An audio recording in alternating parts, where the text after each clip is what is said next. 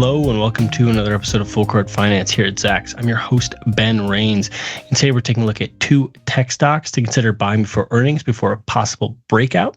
And those two stocks are Intuit and Wix.com. But before we get into everything, remember to subscribe and leave a review wherever you listen to your podcast. And make sure to check out our Zacks.com/promo page for a look into some of our services, portfolios, and more.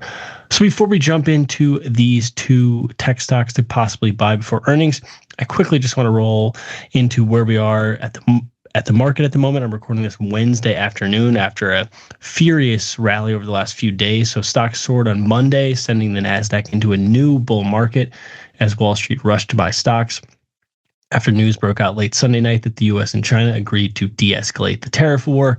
The buying then continued on Tuesday, helping the S&P 500 turn positive on the year and extend the NASDAQ's rally to 25% off those April lows. So as I record this, the NASDAQ's up about 0.7%, so continuing the buying, though cooling down a bit. The bulls are celebrating, as I said, that cooling trade war tensions that have happened over the last several weeks, but the big China news was over the weekend, and the lower inflation data. On top of that, corporate earnings have remained strong, boosted by big tech and other critical market-moving industries. So at the moment, Zacks estimates call for Q1 earnings to jump 12.3% for the S&P 500, which would be really impressive growth and nearly matching Q4 of 2024, which was up 14%, so these would be the strongest quarters over the last few years, or over the last year and looking forward. And then looking ahead to 2025 as a whole, we're calling for 9.2% earnings growth for the S&P 500 on 4.5% higher sales. And actually, the outlook, which is a great sign for 2025, their earnings have improved. So they had gone down from the start of, or from early March, they'd gone down heading into the start of Q1 earnings season. And then since Q1 earnings, and especially big tech, have rolled in with strong outlooks, we've gone back up to 9.2% from 7.7% at the end of April. So really impressive stuff in terms of that earnings growth outlook. The massive rebound over the last month also highlights the two kind of ultimate evergreen investing strategies for longer term investors, which is to stay constantly exposed to the market and never go completely to the sidelines, because you can't call bottoms and tops in real time.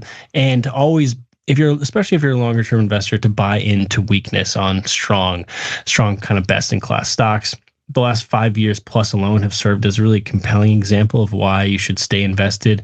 The NASDAQ's up around 112% since the start of 2022, with the S&P 500 up since the start of 2020. So the NASDAQ's up 112% since the start of 2020, with the S&P 500 up 85%. And that includes the rapid COVID bear market, the prolonged 2022 bear market, and the huge sell-off in the first quarter, in the first quarter/first week of Q2 of 2025. So this just shows why you should never be too quick to run to the sidelines and always buy into weakness. In that long-term 200-week moving average, which was one of Charlie Munger's, who was Warren Buffett's long-term right-hand man, proved to be the line in the sand the bulls held earlier in April. And he once said that if all you ever did was buy high-quality stocks at the 200-week moving average, you would historically beat the S&P 500 by a large margin. And that 200-week did indeed get tagged, and then it proved to be the bottom. That said, we have also seen CNN's Fear and Greed Index, which is a accumulation of a bunch of different gauges to kind of be a contrarian buy and sell indicator for investors and traders. We were at extreme fear of 3 on a scale of 1 to 100 in early April. Actually, on April 8th, which was the market bottom, we were at extreme fear, and that's a good time to buy. So when it's really fearful, that's when investors that can stomach it should start entering the market or buying more stocks. We're already all the way back up at 71 of greed. So we've gone in just a month from pretty much the lowest you can be at extreme fear all the way back up to greed and nearing that extreme greed threshold. So if you are sitting on some huge gains over the last month, maybe start taking some skimming some off the top. while staying fully invested overall and not moving to the sidelines completely, because it's really hard to call a top or bottom in real time, especially, as I said, with the earnings outlook looking so strong and the trade and tariff wars kind of cooling and coming to some agreements possibly sooner than later. So with that in mind, we're going to dive into the first of our two tech stocks to consider buying before earnings, and that is Intuit, which trades the ticker INTU. Intuit has more than tripled the Zacks tech sector over the last 20 years, but it has yet to retake its 2021 peaks in a meaningful way, even as many of its other large cap tech peers soared to new highs in 2024. The tech giant behind TurboTax, Credit Karma, QuickBooks, and MailChimp reported its Q3 2025 results on Thursday, May 22nd. So let's kind of dive into the broader bull case and some other technical indicators and fundamentals for Intuit. So Intuit's TurboTax software transformed the stock into a tech powerhouse that boasts a roughly $180 billion market cap and posts consistent double-digit sales and earnings growth. Taxes will seemingly be with mankind for forever, and a government-backed tax prep offering that's kind of been talked about as a reason why maybe investors should be a little worried. Hardly seems like a viable long-term competitor to Intuit. It also utilized that COVID boom to expand its software portfolio into other areas such as consumer finance, email marketing, digital ad services, and more. So really bolstering its business just beyond that core TurboTax business, and now has roughly 100 million customers across TurboTax, QuickBooks, Credit Karma, and MailChimp. It's obviously most recognizable and consumer-facing part of its business is that TurboTax offering, which I know I use personally, and lots of people do. It also, Credit Karma is a personal finance segment, offering services, credit cards, personal loans, home loans, and insurance. Its offerings, such as QuickBooks, though, serve small businesses and self-employed people around the world via financial and business management services, payroll solutions, various other things, merchant payment processing. And then it's rolling those out along with kind of MailChimp and other offerings that are more on the marketing side as well. So it boosted its small business and self-employed group sales by 20% in 2024, with its online ecosystem revenue up 20%. And then on the AI front, this is kind of the big unknown for Intuit, is how they're going to adapt to this AI world, and maybe there's going to be some AI offerings that are able to do everyone's taxes for them, and they won't have to use any of TurboTax or anything like that. So last July, they said they would cut roughly 1,800 jobs, about 10% of their workforce, but then rehire roughly 1,800 people to work primarily in engineering, product, and consumer-facing roles to pursue their AI-driven expansion. So it expects that its increased AI investments will make it more attractive to mid-market customers and boost its international reach as part of various other expansion efforts, as everyone in the tech world tries to get on the AI train and at risk of getting left behind. So with that in mind, it grew its total revenue by 13% in 2024. That was the period ended in July of last year. This is a part of an average of 16% sales growth during the past 9 years. Looking ahead, we're calling for 12% sales growth in 2025 and 2026, to climb from about 16.3 billion up to over roughly 20.5 billion in 2026. Its consistent top line expansion is up there with the likes of Microsoft and others, and it just shows how steady its business offerings are that really aren't going to go out of style anytime soon. And it's expanding, as I said, with those other kind of non-tax related offerings. It's projected to boost its earnings per share, its adjusted earnings per share, by 14% in 2025 and 2026, following 18% earnings growth last year. And its earnings estimates are trending in the right direction heading into its report. So its most accurate Zacks consensus, or most accurate estimates, are coming in slightly above consensus, and it's beat by an average of 12% on the bottom line in the last 4 quarters. That said, over the last year, the stock's earnings revisions have kind of stagnated. So that's a part of the reason why the stock has yet to really break meaningfully above its 2021 records. It has lagged some of its biggest tech peers over the last several years, even though it used to outperform many of those, largely due to valuation concerns as interest rates climbed. It's trading at 41.8 times forward 12-month earnings compared to tech, which is at 25. Wall Street had been willing to pay a premium and still has paid a premium for Intuit stock for the last decade plus because of its impressive top line growth in the stable industry that it's in. But that, as I said, higher rates along with fears surrounding AI, its potential role in tax prep and filing have worried investors. That said, it's trading at a 45% discount to its own 10-year highs in terms of forward earnings, even though it's trading just 7% below its all-time highs in terms of price. So this might be a time to kind of buy it back in on the stock if you missed that huge wave for the last 20 years, or maybe buy more if you've still been invested. It's more than tripled tech, as I said, over the last 20 years. It's up 540% in the last 10 years versus tech's 290% run, yet it's roughly neck and neck with the tech sector in the past 5 years. It briefly broke out above its 2021 peaks in November of 2024, but then it got after getting rejected there a few times, but now it's back below those levels. Again, it's trading 8% below its average Zacks price target, roughly the same from its all-time highs. It found support at its 200-week moving average, like the broader market recently, and it's back above its 50-week moving average. And then on a shorter time frame, it's back above its 50-day and its 200-day.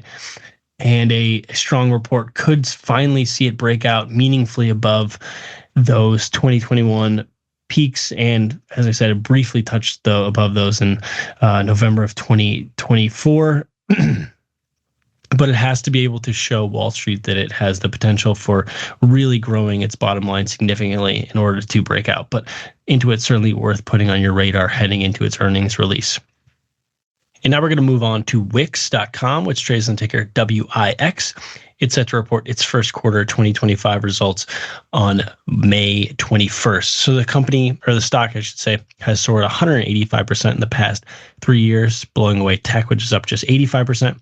Yet it's trading 23% below its 52-week highs and 45% below its 2021 peaks. The company sells intuitive, user-friendly tools to help customers essentially do-it-yourself DIY style build their websites through an array of offerings. The company over the last handful of years has raced to introduce far more features to attract professional website builders to expand its reach and boost its profits. Its ongoing portfolio makeover and artificial intelligence features have helped it successfully grow beyond that DIY kind of consumer into a critical growth areas, as I said, like more professional focused offerings. And Wix has gone all in on the profitability front to accommodate that higher interest rate environment that no longer valued kind of growth at all costs.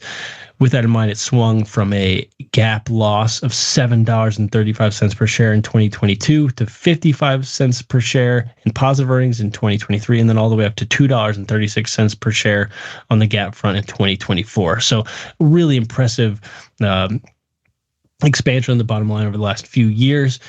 And then in 2024, it also surpassed the rule of 40, which is revenue growth rate plus profit margin should exceed 40%. And this is for software companies, which was a full year ahead of its schedule. It also said last quarter, so in Q4, that it was on track to achieve the rule of 45 in 2025 through continued innovation and further free cash flow margin expansion. The company also completed $200 million worth of share repurchases in January, and totaling $725 million in aggregate repurchases since August 2023. In terms of its revenue growth, it did about 13% growth in 2024, after doing 13% growth in 2023, after 10% growth in 2022, following up several years of nearly 30% top-line growth. Its CEO said last quarter that 2025 is poised to reimagine and expand their self-creator experience with the launch of 2 transformative products planned for the spring and early fall. So he went on to say he strongly believes that these will deliver immense value to users and in turn accelerate its self-creator growth to double digits in the years to come. So we're calling for another roughly 13% revenue growth in 2025 and 2026 to get up to about 2.2 billion in total sales next year. And then on the bottom line, we're calling for about 18% adjusted earnings growth this year and next as well. Its earnings revisions have, its most accurate estimates, I should say, have come in slightly below consensus heading into its release, but it's beat by an average of 19% over the trailing 4 quarters, including a 20% beat last quarter. And overall, it's, as I said, its stock is up 185% the past 3 years versus tech's 85%. Because its earnings revisions have kind of gone straight up since the middle of 2022, yet it's still trading 23% below its 52-week highs and 45% below its peaks, even though it's up 710% over the last 10 years to blow away tech, which is up around 290%. It is on a technical front, it just retook its long-term 50-week moving average, and it's still trading at roughly neutral RSI levels on that 10-year time frame. It also just retook its 200-day moving average, yet its 200-day trend line is still above that 50-day, which is not the best sign, but if it can continue this rally, it could start trending back in the right direction. One of the biggest things, though, holding Wix stock back, why it's still trading so far below its all-time highs and its 2025 I should say its 52-week highs, is its valuation and its balance sheet. It's trading at 46.4 times forward 12-month earnings versus tech at around 25, and its total assets are at 1.91 billion, which is slightly below its total liabilities, which is never a good sign, especially for a tech company. So if it can continue to grow its earnings and start generating more cash and build out its margins, it could continue to climb back and possibly return to those all-time highs, but it definitely needs to prove to Wall Street that it's ready to bolster its balance sheet and be able to just churn out more free cash flow growth and bottom line expansion, while also, as I said, reaching those key customers outside of kind of like small DIY businesses by boosting those AI offerings. So certainly worth putting Wix on your radar heading into its earnings release next week, because there's not many tech companies that are growing this much that are still trading over 40% below their highs as we sit here in a new bull market to start May. So that does it for this episode of Full Court Finance. Until next time, I'm your host, Ben Rains. And remember, if you have any questions, please feel free to shoot us an email over podcast@zacks.com. This material is being provided for informational purposes only, and nothing herein constitutes investment, legal, accounting, or tax advice, or a recommendation to buy, sell, or hold a security. Do not act or rely upon the information and advice given in this podcast without seeking the services of competent and professional legal, tax, or accounting counsel. Publication and distribution of this podcast is not intended to create, and the information contained herein does not constitute an attorney-client relationship. No recommendation or advice is being given as to whether any investment or strategy is suitable for a particular investor. It should not be assumed that any investments in securities, companies, sectors, or markets identified and described were or will be profitable. All information is current as of the date herein and is subject to change without notice. Any views or opinions expressed may not reflect those of Zacks Investment Research as a whole.